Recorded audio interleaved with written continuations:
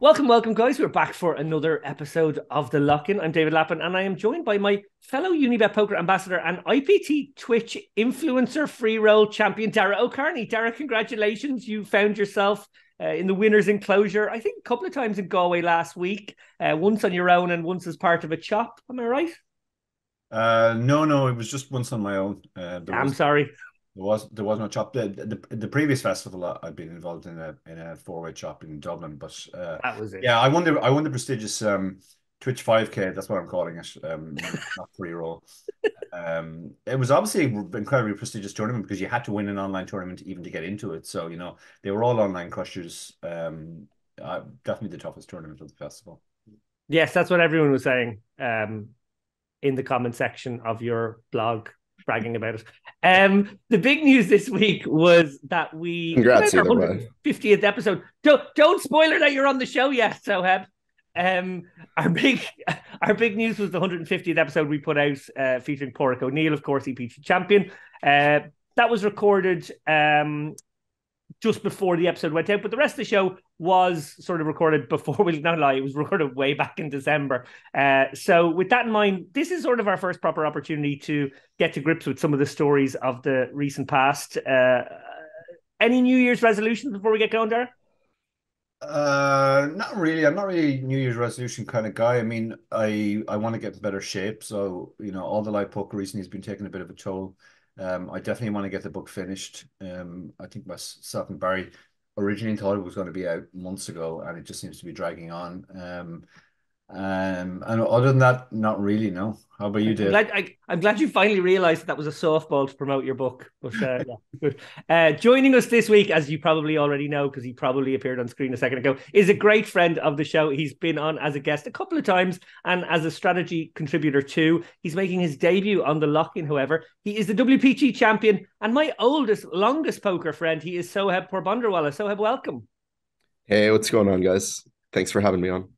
Delighted to have you on. Notice I didn't say best friend there. I just said longest and oldest. No Still reference, counts.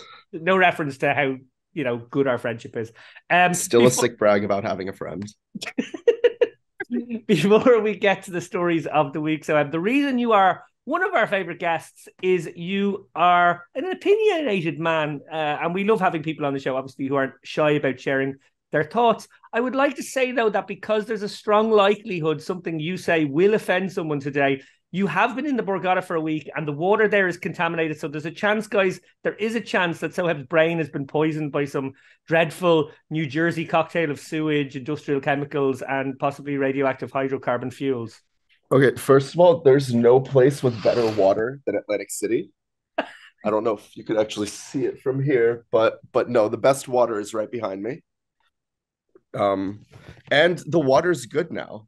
They were sending up free water bottles while it wasn't, but now the water is good. So I've just been drinking directly from the faucet.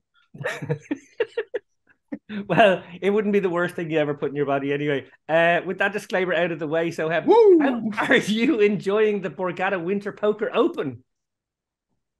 I'm enjoying everything around the Borgata Winter Poker Open. But the Open itself has been very unprofitable for me.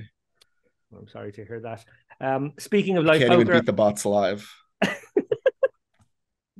A little teaser of what's to come. I want to turn back to the Galway IPT, Dara, which I know was a big success overall. You wrote a great piece this week about the festival, focusing on the successes of women and oldies, your words, not mine, in Galway. Can you tell us a little bit more about what happened there? Yeah, one of the features. I mean, the Irish Poker Tour has really revitalized roots poker in Ireland, grassroots poker. It's brought out a whole new generation, but it's also brought back an older generation. And one thing that's very good to see is just how much they've gone out of their way to promote it to ladies as well, right from the start. They have a ladies ambassador now in the form of Tanya Masters, who does an amazing job. And they've had Alex O'Brien over in the past, and obviously there's always been a decent number of very good female players around, but more and more are playing now, and that really came out in Galway, where most final tables had at least one lady. Often there's a little bit of lip service page, when you see ladies groups celebrating the wins of some ladies in a ladies only event. It's like, is that the best thing you could find? But it wasn't like that at all in Galway. I mean, Sia Brown won the ladies, but she also won another open tournament. Katie Harrington won an open tournament. So there were lots of examples of ladies actually competing against the men and coming out on top. And that was one of the more remarkable features. The other is, as I said, the older generation in Ireland is doing really well. The final table was one of the toughest ever in Ireland. It featured Mark McDonnell, arguably the outstanding Irish live player of the last 10, 15 years. Ivan Tononi was there as well. And Colin Shine was there. And Lucky Mo, Tommy Gilizunas. So, absolute crusher table. And out of that table, Derek Baker, who I played with in the seniors last year, and he actually came second in seniors last year. He ended up winning the whole thing. And again, there were other examples of players in their 50s and 60s winning. So it kind of shows what a successful job the Irish Poker Tour has done of not just marketing to let's call it the traditional demographic of younger males, but to all demographics.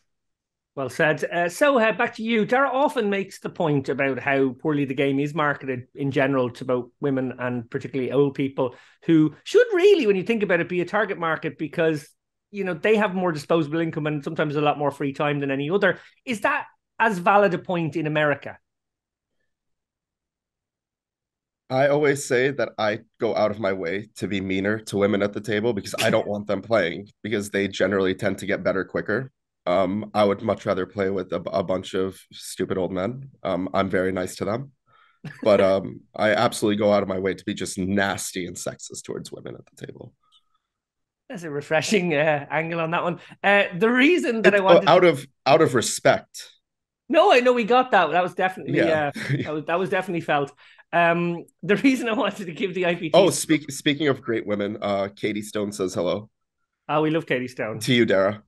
Oh. Yeah, thanks. Yeah, I love Katie. Yeah, just to follow on what Soheb said there, not about being mean to women, but about them improving faster. That's also been actually my experience as a coach. I absolutely love coaching women because they're so much easier to coach than men, and they come into it with typically the right attitude, and they do get better a lot faster.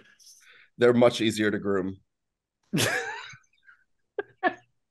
Well, I'm gonna give this one more go. The reason that I wanted to give the IPT some love there is I'm actually delighted to say that Unibet have partnered with the people behind the IPT, who are also organising the upcoming London Poker Festival. This event will be held in Aspers Casino from January 30th to February 4th. And there are satellites right now on Unibet Poker. We've also added a couple of satellites to the £200 ladies event at the festival. If you're interested in getting in there, please contact Tanya Masters, who Dara mentioned there is obviously the ambassador for IPT, or Alex O'Brien if you want to qualify for that one. There is a password protected thing there, so I'm sure they'll pass that on. Dara, tell me more about the London Poker Festival. And with this, are we seeing the IPT and maybe also former guest Fintan Gavin stretching their wings a bit or possibly looking to go international? Yeah, I mean, this started to happen last year. They ran a very successful event in Bratislava. Essentially, what they have now is they have a very well-oiled machine running the best live events in Ireland, and they're kind of looking. They're being more ambitious, looking to take that international. As I said, the event in Bratislava was a big success. I think the event in London, which will be at Aspers at the end of this month, starting next month, that will be a big success as well. I know they're making a really big effort to push the ladies event there, including with Unibet running those satellites.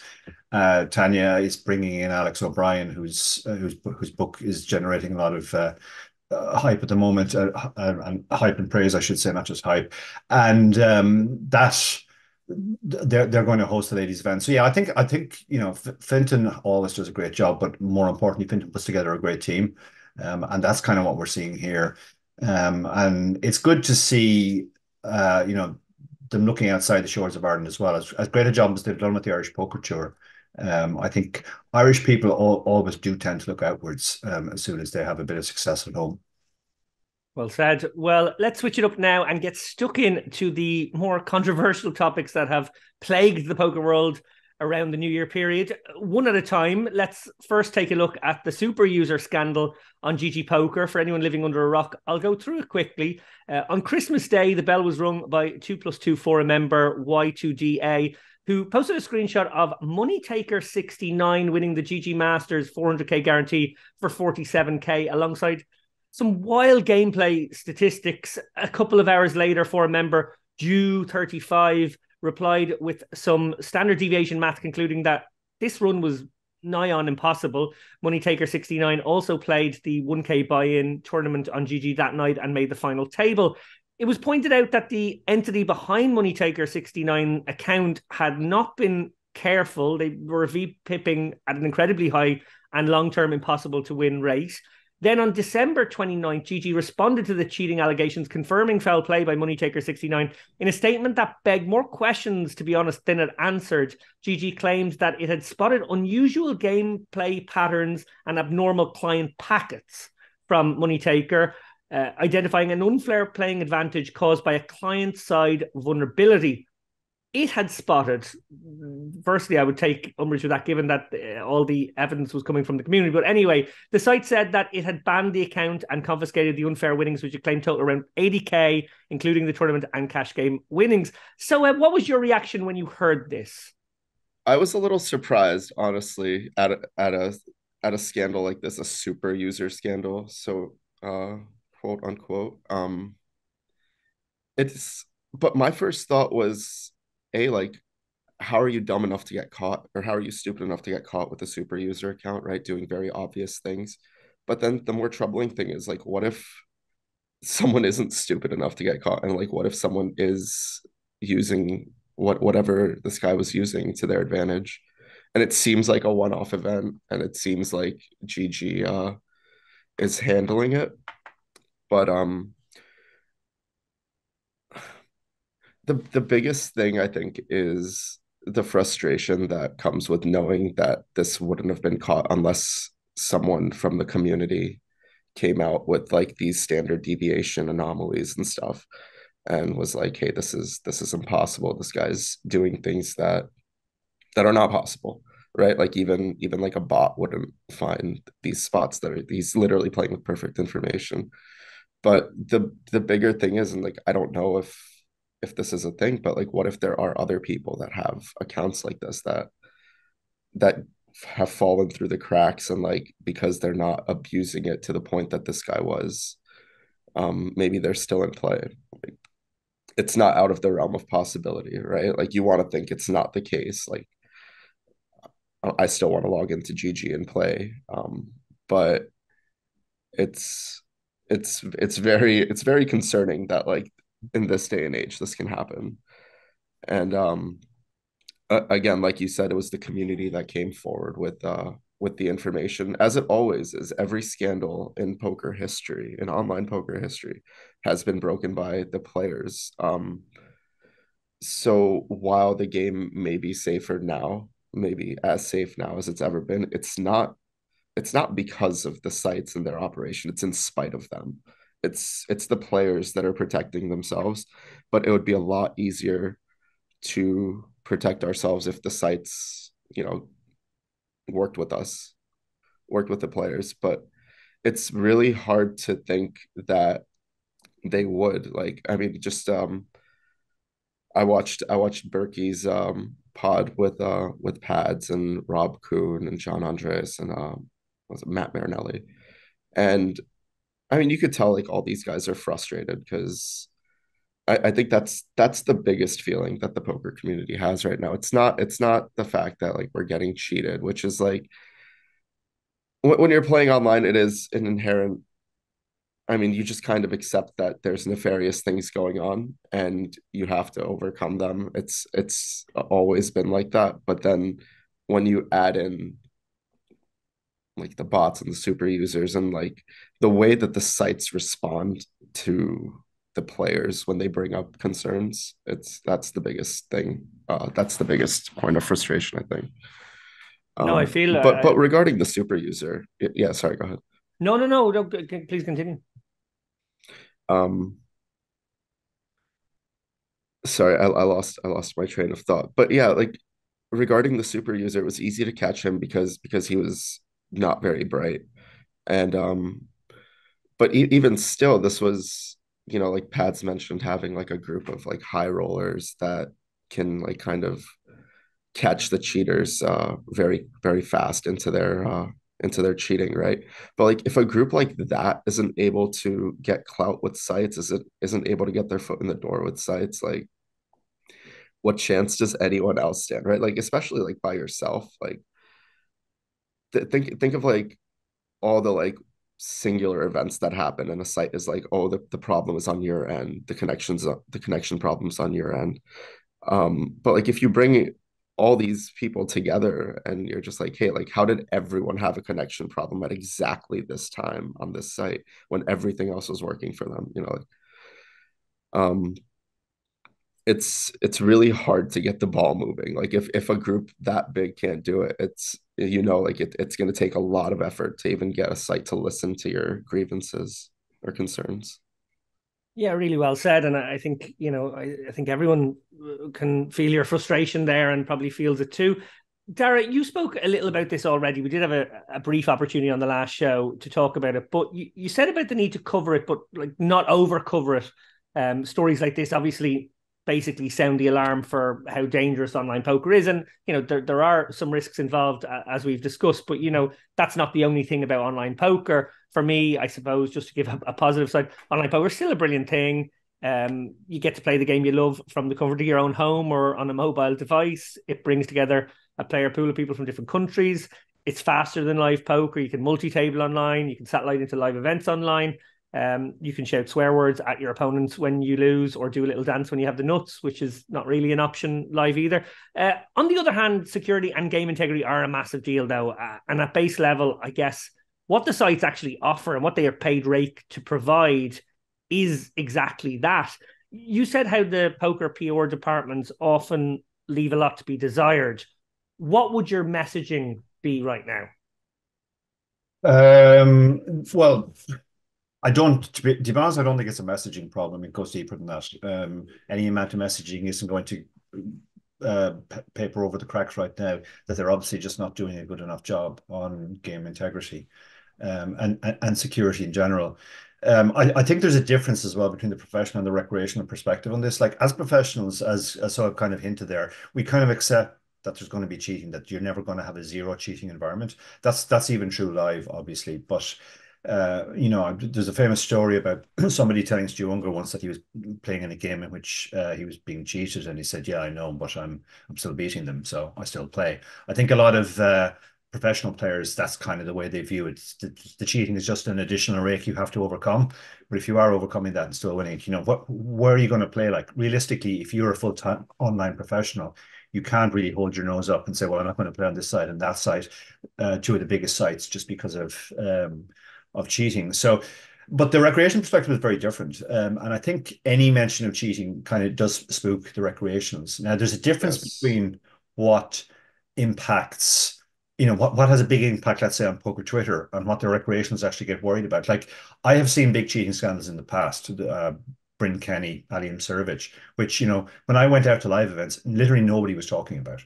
And if it came up, the recreationals didn't even know about it. It had zero impact outside of the sort of hothouse of people who are on poker Twitter all day.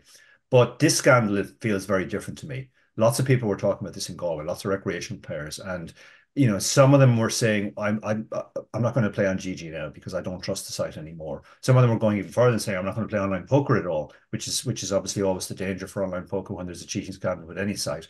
So this does feel different to me. And so far, GG had just kind of put out a cursory statement and stuck their head back in the sand and hope it goes away, which has tended to be historically what their PR department does. It's kind of the opposite of Barbara Streisand effect. They're going for like, give it as little coverage and air as possible and hope it goes away. But I think this one won't go away. This one does feel materially different to me. This one is actually impacting players, recreational players, thinking, well, if they can see my whole cards, or they're not going to get down into the weeds about whether it's all in equity or whole cards. In their mind, it's just not a secure environment to play on. So this needs to be addressed by the industry as a whole, I think, not just GG, because it will stop people from playing on other sites as well. Well, speaking about their statement there and getting into the weeds, I'm going to go back to you on this one. So, GG were at pains to explain how this wasn't a super user. I obviously called it that at the beginning.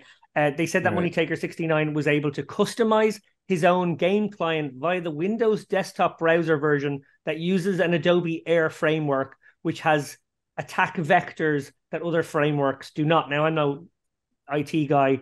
That was a lot of word salad for me. Maybe it's understandable to the more knowledgeable out there. They said at no point was the user able to access our servers or server data, including others' hold cards, but they could deduce all inequity by exploiting a client-side data leak vector.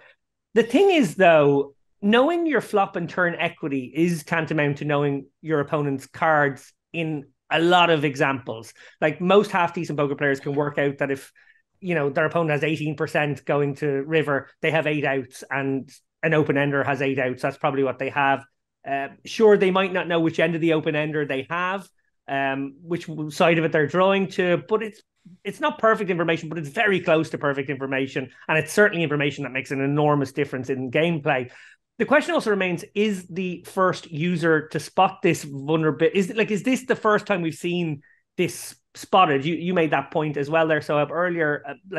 This was a very clumsy attempt to do it because it was so obvious in the end. But for months and months was somebody exploiting this client-side vector or whatever it is to make heaps of money by being sensible and winning like more sensible amounts of money on a regular basis rather than kind of going for the jugular in the way that this account did. What's your hunch on that? Do you think this is the first user to get caught? I honestly don't know, but I was just wondering, what level of skill this person has in poker that had this account, right? Like, is this someone that we've met before, someone that we know from anywhere? It's like who would play hands that obviously suspiciously, Was Hamilton? Was he still around? Hey man, if it worked once, why change the playbook, right? Why rewrite the playbook? Yeah. But I can't imagine. I mean, see, like I want to think this is like the only time that's happened. But it's so hard to say, like this could have just been something that happened with the last update going into the following update. Maybe it wasn't even a leak that was possible before they introduced like the smileys and whatever he exploited. I forget the exact wording of how they said it happened. Yeah, I think it was a thumbs up emoji or something. Right. Yeah. And while we all settled for the thumbs up emoji, this guy who could probably be doing so much else than cheating at poker, decided to just rewrite the GG software to be able to see people's equities. That's pretty funny. Yeah, it is pretty wild. Finally, on this one, because we have another scandal to move on to, GGPoker rather opaquely said that it was issuing security patches to prevent further client-side data leaks of this kind, adding that it had come up with solutions that will detect and prevent players from beneficially customizing the game client going forward. It will be recruiting to double the size of their security team and will be pursuing help from renowned security professionals. Take from that what you will. What I think that's great. Yeah. Sorry, yeah. No, I mean, in regards to hiring more security, if they do that, like, I mean, sure, it should have been done anyways, but sometimes it takes a wake-up call to add more people to security, and more security is good. It doesn't mean that sites will be ahead of bad actors, right? Like every site, like we said, like the players bring the problems to the sites, and then the sites address them accordingly, right? But there's never been any. I mean, I'm sure there's like security protocols, but there's never any proactive measures taken to stop cheating. All the reactions are reactive to players bringing issues, right? It's not like they have something in place to, because it's always going to be like the bad actors staying one step ahead. And this is the argument they use to not be more transparent with how they, like what protocols they have in place. Like you can't give away the protocols, or else it'll make it easier for cheaters who will be a one step ahead anyways, at least one step ahead. Yeah, absolutely. Well, so more security is better.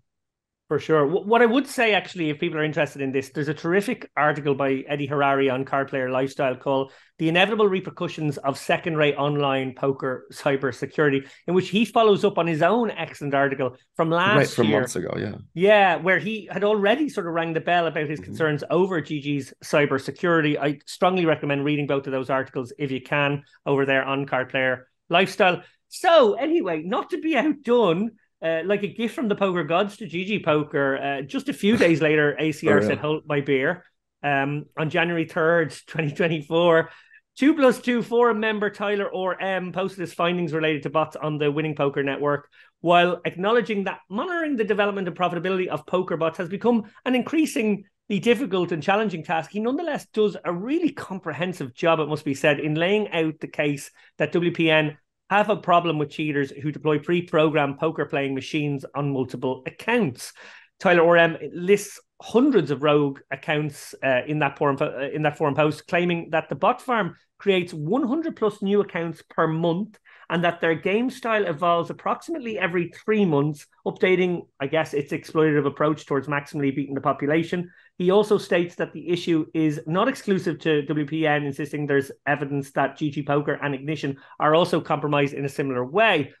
This story blew up immediately on poker Twitter. It has long been alleged that ACR have a bot ring problem. Joey Ingram was blowing this whistle years ago. What I would say is, during the GGPoker scandal, it was noteworthy, a little bit like what Dara said there about the Barbara Streisand effect in reverse. Not a single ambassador for the site spoke out. No Negreanu in particular, who I guess is their most public-facing ambassador. Frankly, the silence over there was deafening. Anyway, in response to the allegations, WPN and America's Cardroom ACR decided that the best form of defense was attack, and they sent out poor old Chris Moneymaker and Ebony Kenny to make a statement on behalf of the company. Presumably guided by the top brass in there, Moneymaker and Kenny denied the existence of a bot farm on the network and threw down the gauntlet, challenging the community to create a bot that could penetrate the firewall created by their security team. They even offered a 100K reward for the first person to do so.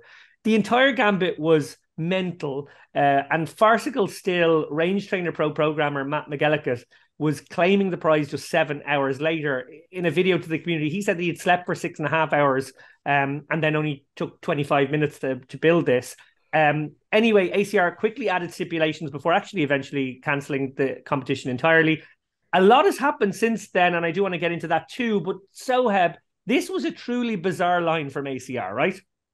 I don't think there's anything that can be said about the bot challenge that hasn't already been said on Twitter multiple times. It was a very poor response from ACR for something very serious, for something that's been brought to their attention so many times. Like you said, and you can't mention like this bot problem without shouting out like some people that have been saying it for years. And Joey Ingram got his list from Ruben Costa, and Ruben on Twitter has been sounding the alarm for over 5 years that like this is a problem. This is something that like we've brought to them multiple, we being ACR regs like Ruben and all the other guys like that play the tournaments regularly. We've brought this problem to them multiple times, and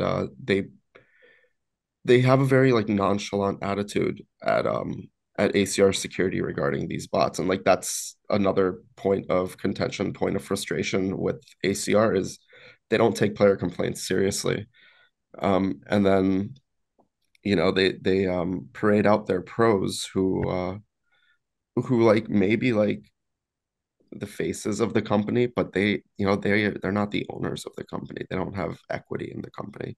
Back in the day with like Full Tilt, you knew like the faces were also the people who had their bank accounts connected to these sites. You knew like where the buck stopped, kind of like you knew like if you ran into Howard Lederer at an event, you could like tell him like your grievances, and like maybe he'll care, maybe he won't, but it's in his best interest to care. It's his site, right? Like ACR is not Rob Kuhn's site. ACR is not Chris Moneymaker's site. ACR is not Ebony Kenny's site. Like they can say these words that they're told to say or that they choose to say, but like, is there any weight behind these words? like what is their role as an ambassador? Like, do their words carry any weight, or are they just shilling? Right. And like after speaking with Rob Kuhn over the last few days, I'd like to believe that, you know, they're not shilling, that they do actually care. But you know, actions speak louder than words. You know, like you can wax poetic about how Phil Nagy loves online poker, about how, you know, what was the quote? It's like, oh, no amount of money is worth integrity. I think no amount of money will ever be worth integrity. And even though the wording on that is a little weird, let's assume for the sake of like progress and trust building that he means he won't sacrifice integrity for money. And like that's good, you know, like that would be a good start. But like we're not owed apologies. It's like, first of all, like there's this thing with $10 million, right? The bot ring. Like if this is true, then the site owes $10 million. But at the same time, the site is washing its hands of all responsibility in the most official way possible by adding it to their terms of service that they're not responsible if we get cheated or botted. That's a new term in the ACR terms of service. Did you guys see this? This was No, I posted a didn't know couple this. times on Twitter. I'll read the actual terms to you. But it was very clearly added recently, and it's just addressing the I know I have it here. Okay, yeah, here it is.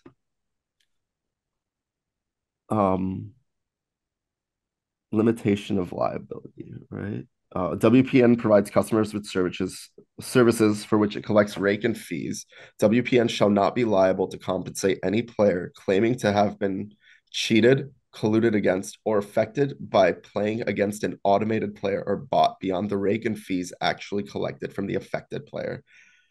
The decision whether to award compensation. This is the big part. The decision of whether to award compensation to affected player beyond rake and fees collected from such affected players shall be entirely at the discretion of WPN. And like this discretion is, again, like just a point of frustration, right? It's like the players should have some say in how they're governed and how they're I don't know. I don't know if governed is like the right way to put it, but like they should have some say in their own security, right? Even if it's not knowing exactly like what the protocols are, like you can't just wash your hands of everything and then still claim to care about player grievances, still care to like be listening. Um, you know, it's all words until you take action. Yeah, no, I'm gobsmacked to hear that that's just been recently added. It seems That's like a the real opposite of thing. what you would Yeah. want to happen at a time like this. You want them taking more responsibility, not limiting their own liability. As I said, and Daryl, to turn to you on this one, like, and we will get back into the weeds of this in a second, but I just wanted to touch on one thing, the aspect of this where they did send out Moneymaker and Kenny. And I have to say, I had a little bit of sympathy in this one. Like your tendency as a player who's been cheated and someone's sort of somewhat the face of the company is to kind of like spit vitriol in their direction because of how nonsense what they said was and how kind of silly the whole thing was. But actually, I was like, God, this is not their idea. They're not regularly playing on ACR. They're not even aware of the situation in its fullest sense. So what's actually happening here is they've been sort of wheeled out as the face of the company to do a terrible, like to have to perform a terrible act. And I know as an ambassador myself, and Dara, you know too, like that would be a pretty horrendous situation to be put in by your own site. And I don't know whether they wanted to do it or whether they were sort of forced to do it. Yeah, essentially it's using ambassadors as human shields, which GG has done a bit of it in the past as well. There was initially sort of a backlash against, at least as far as I could see, against the ambassadors on Twitch, with people like Paz coming out saying, well, the ambassadors have to be held accountable too. But then there was a lot of sort of sympathy for them as well. As Soheb said, like they don't have equity in the company. They're hard to be essentially a billboard for the company. So the people accountable are the people who actually own the company. And even non-ambassadors were expressing that view. We Pro on Twitch was one of the first people to say, like, is it weird that I feel sympathy for the ACR ambassadors? And I don't think it's weird at all. I think a lot of people would find themselves, even if you're working in a job, your company might do something that you don't like, and then people are asking you about that, but you have no real control over that. Over company policy, so it feels unfair to have it all dropped on you. In terms of that thing that ACR added, I mean, I'm as shocked as you are, but I seriously wonder would that stand up in court. I definitely don't think it would stand up in the European court. It feels like a disclaimer to me. It's disclaimers like when you leave your coat at a cloakroom and they have a sign up saying, if we lose your coat, tough luck. Uh, that's not the law. If they lose your coat, they're liable, even if they have that sign up. Or it's similar to a thing at the start of a book or a movie saying any resemblance to any real life character, we're not liable for. Yes, you are liable. If somebody can prove that they are slandered, they can sue you. It doesn't matter how many disclaimers you put up. But they're there to dissuade people and give people the feeling that there's nothing they can do. I mean, it's even more problematic in the area of poker because what jurisdiction would you even take a court case in? Are you going to rock down to Costa Rica and try and get it heard there? That's always been a problem. From day one, I remember when I started playing online, somebody who worked for Full Tilt at the time said, "Don't ever read the terms and conditions because they'll scare the hell out of you. We can literally do anything. Everything is more or less saying we can keep your money just because we want to, and there's nothing you can do about it." Well, as I said, ACR cancelled the Build a Bot to cheat on our site competition. They issued a statement saying, "We now realize that pitting individuals against our player base to create and deploy bots was not the right path to achieve this goal. We acknowledge our mistake and sincerely apologize to our valued player community." Since then, I believe ACR have acknowledged the existence of some small number of active bots. So, you probably know more than this. But on this subject, you very kindly offered to sort of be our intrepid reporter, if you like, our deep throat, if you will. Can you tell us about what has happened within ACR since, what Phil Nagy and their ambassadors are saying, and most importantly, what is the player response right now, or where are you guys at? I'm sorry, I couldn't concentrate once Dara said GG was using human shields, but I phrasing, buddy. But with regards to ACR, like different pros kind of I feel like have a different standing over there. Like not everyone is on a level playing field. Um, I know like Rob's been kind of the outward face of this whole situation, and like it's really a negative free roll for him coming out and like doing all this talking when like he knows that like it's not going to make him a hero. It's but it could backfire. But if like Rob's in a very unique position with GG where he's trusted by players in general. He has equity in poker through his site, not ACR, but his training site. And so Rob has good standing in the poker community, and he has a very unique place in that he's also an ambassador for a site that's under a lot of scrutiny right now. And it would be good of ACR and Nagy and the security team over there to take what he says seriously, because um, he's working for players, in a way that like other people may not have the power to. And he does seem very genuine in his approach. Like he seems very honest. He seems rightfully disgusted with the protocols in place at ACR security that would allow stuff like this to go undetected or to go detected and ignored. And I think if people were willing to work with Rob and by extension other players, it's not just like the high stakes players, right? Who are I feel like the cheating's different. Like in the high stakes, it's a little easier to catch the cheating because the pools are smaller, everyone knows everybody a little bit, like Pads was alluding to, and it's easy to like find an outlier and like go to like whoever someone else who's from the country that this person is supposedly from and be like, do you know this person? At the more middling stakes, like the people that are topping out at like $200 buy-ins and like maybe paying like 500s and 600s on weekends, stuff like the average online grinder, like they're playing in games that it's way easier to get cheated in because the pools are bigger. It's much easier to fall through the cracks, and it's easier to exploit players at that level. So we talk about like regs and recs wanting different things, and a rec tapping out much sooner because they're going to start losing much sooner than like a pro would in these games they're being cheated in, right? Like I can probably still win on ACR in tournaments, right? Like it's just a matter of like what my ROI will be. And if my time is best spent playing 14-hour $55 tournaments.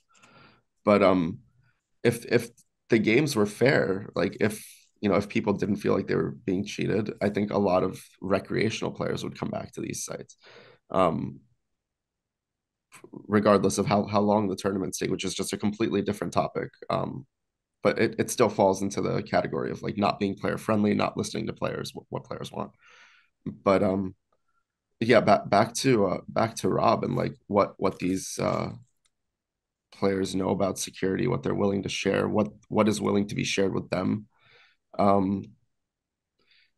It's there's still a lot to be desired in terms of transparency, and that's what it all comes down to, right? Is a little bit of transparency where it can be afforded. Like we're not asking you to give us the protocols on like how to cheat.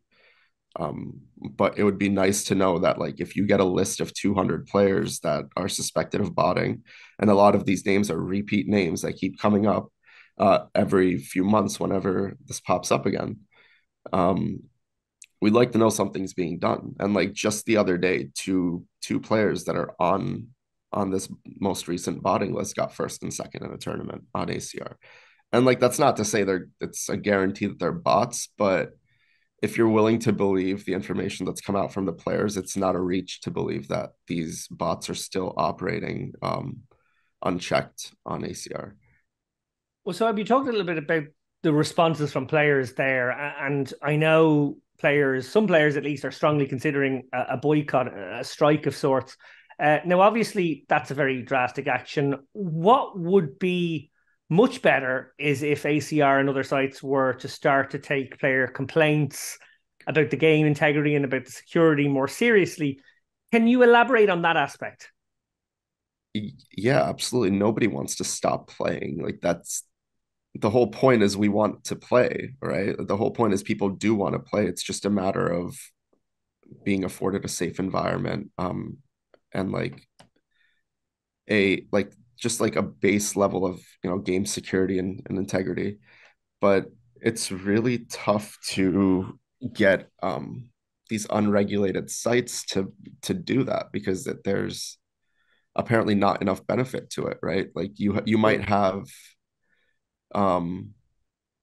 like satisfaction at an all-time low, right? But like what difference does player satisfaction make when all the disgruntled players show up and play a full schedule every day?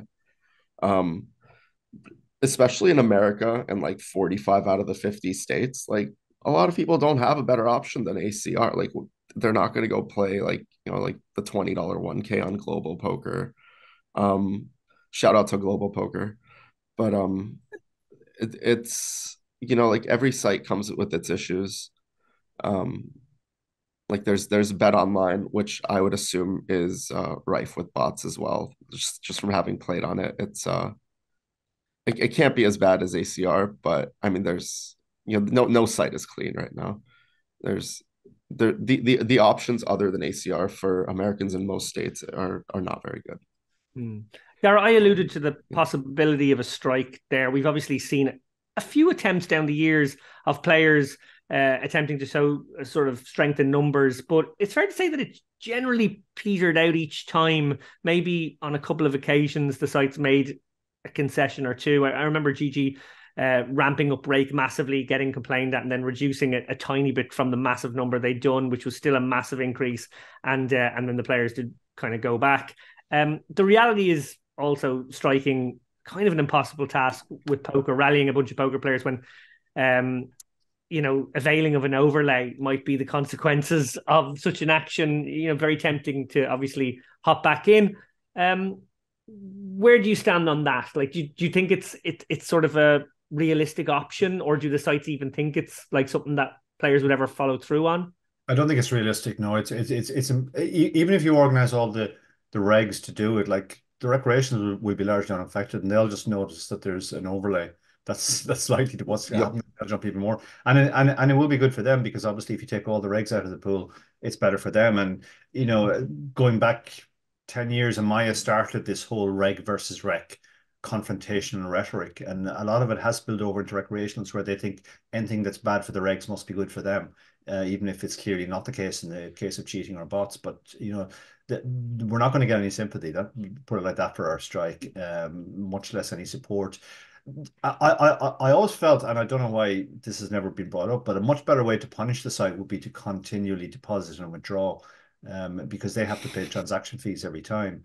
I think that would genuinely scare them. But obviously there's limits on that too. The sites have kind of protected themselves in the last 10 years. But 10 years ago, that was definitely an option. You could have almost bankrupted Stars if you just withdrew your entire roll every day and deposited the next day and did that every day. But since then, they put in place limits and all this stuff, because they probably realized. But that is actually a real way to hurt them, with unnecessary transactions. Very interesting option. Well, a few days ago, ACR ambassador Rob Kuhn, who obviously has been mentioned here, did a tweet. He said, head of security is now in direct touch with 100 plus players in Pads Poker, that's Patrick Leonard's group Discord, for the sole purpose of catching cheaters. The fight carries on, but I'm glad we're making strides in the right direction. Thanks for the invitation, Patrick, and I'm glad we can make some progress. So I believe you're in that group, and I know you have been chatting with Rob and with Ryan DePaulo, I think, as well. Like, what progress has been made? You sort of isolated the issues and the maybe the fact that ambassadors are sort of sticking their neck out here, and they maybe have given themselves a negative free roll. But like, he's saying there's progress. Are you seeing progress? I am not in that group. I believe that group is for like good players. But like I'm in a group of shit-regs who are talking about very similar things. And I feel like if we bring those two groups together, just like the power in numbers, so it goes on. But like I said, like the cheating is different at the high stakes and the mid stakes. But on a very base level, we do all want the same things, which is a safe environment to play in, right? Yeah. A boycott is not like realistic, or a strike. A targeted strike, maybe. Going after like maybe like 3 days of like 3 like high guarantee tournaments or something during a series for ACR would be something like more realistic. But like you said, it's hard to get everyone like on the same page and be like, hey, like everyone has this information now. Like what are we gonna do? Like put it on Twitter? Like that's only gonna go to like the people that we know, like all the regs and stuff and like all the lurkers. But that's not the majority of poker players, man. Yeah. The majority of poker players is like the people that you'll meet playing live and like at home games and stuff, who will give you a better understanding of like what a recreational player wants. And they don't want to play online anymore because they don't trust it. And they were saying it for years, before the pros were saying it, because the pros were still beating the cheated games. So they're like, okay, you kind of like laugh at the Rex or laugh at the like worst players and be like, oh, like you can't beat the game anymore or whatever. Like it's the guilty as charged. Like literally, this was me. Like, oh, I can still beat the game. Why would I care? But then like, unless you're really putting in like the time needed now to be playing online, which is much tougher. Like I usually just play on Sundays and like maybe one other day a week online. As far as tournaments go, and that's really hard to do. Like it's hard to like just go in and out on like, if you're not playing tournaments every day, it's much tougher. Mm. So I think even like the players that come in, like once or twice a week, don't do so anymore because they just weren't winning. And like sometimes like people like don't have the time or the energy to put in the work that it takes to win at online poker. Right? Like it's not like online poker isn't beatable. Like there's a lot of people winning. Like my average buy-in goes up every year still, like it's despite like these security concerns, like there's just no other better options if you want to play online. But it's sorry, I lost my train of thought. No worries. Well, look, in summation, the various security and game integrity teams at a number of poker sites right now are under a lot of scrutiny. It was great to hear, actually, PokerStars head of game integrity, Francis Lincoln, do an interview about the measures they're taking and the investment they're putting into that side of the game.